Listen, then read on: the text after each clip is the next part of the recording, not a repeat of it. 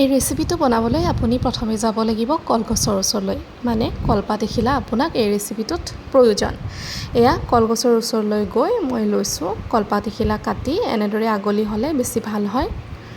কলপাতখিলা যদি নাফাটে আৰু বেছি ভাল। তাৰপিছত মই ভালদৰে ধুই এয়া অকণমান জুইত সেকি লৈছোঁ কাৰণ ৰেচিপিটোত যিখিনি বস্তু দিম সেইখিনি দিওঁতে যাতে কলপাতখন ফাটি নাযায়। ভালকৈ সেকি লোৱাৰ পিছত এয়া মই কি বনাব লৈছোঁ দেখিছেনে? মাছৰ কণী আছিলে। মাছৰ কণী ভাবিছোঁ আজি ভাপত দিওঁ। তাত দিছোঁ নৰসিংহৰ পাত আৰু কাটি লোৱা পিঁয়াজ। তাৰপিছতে আমি দিম অকণমান বিলাহীটো সৰু সৰুকৈ কাটি দিলে বেছি ভাল হয়। সৰু বিলাহী এটা মই ইয়াতে লৈছোঁ। তাৰপিছতে দি দিম আদা নহৰু আৰু জলকীয়া, কেঁচা জলকীয়া মই খুন্দি লৈছোঁ। আপোনালোকে যদি বিচাৰে তেতিয়াহ'লে কাটিও ল'ব পাৰে। তাৰপিছতে দি দিম অকণমান নিমখ, হালধি আৰু কেঁচা মিঠাতেল। আচলতে সৰু মাছ পাতত দিলে যেনেকুৱা ধৰণৰ প্ৰচেছ, সেই প্ৰায় একে প্ৰচেছতে এই ৰেচিপিটোও হৈ যায়।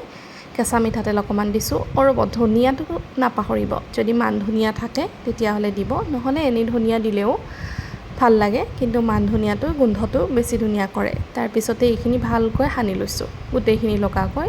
তাৰপিছতে দি দিছোঁ কলপাতখনত এনেদৰে বহলাই দি দিছোঁ যাতে ভালকৈ সিজি যায় সোনকালে। তাৰপিছতে মই কলপাতখন মেৰিয়াই দিছোঁ, বান্ধি লোৱা নাই। আৰু এটা চচত কিছু সময় পূৰ্বে মই পানী দিছিলোঁ গৰম হ'বলৈ। তাৰ ওপৰতে মই এই চৰিয়াটো দি দিছোঁ।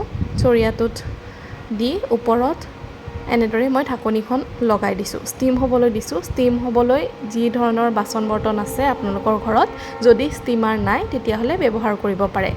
এয়া দেখিছেনে? এবাৰ লুটিয়াই দিলোঁ। লুটিয়াই দিয়াৰ পিছত ভালকৈ সিজিছেনে নাই চাই লৈছোঁ। এয়া ধুনীয়াকৈ সিজি গৈছে। গোন্ধটো খুব ধুনীয়া আহে আৰু খাবলৈও বিৰাট সোৱাদ লগা। যদি খাই পোৱা নাই তেতিয়াহ'লে এবাৰ নিশ্চয় আপুনিও বনাব। খাই সোৱাদটো সঁচাকৈ বেছি ভাল লাগে। এয়া হৈ গ'ল মাছৰ কণী ভাপত দিয়া।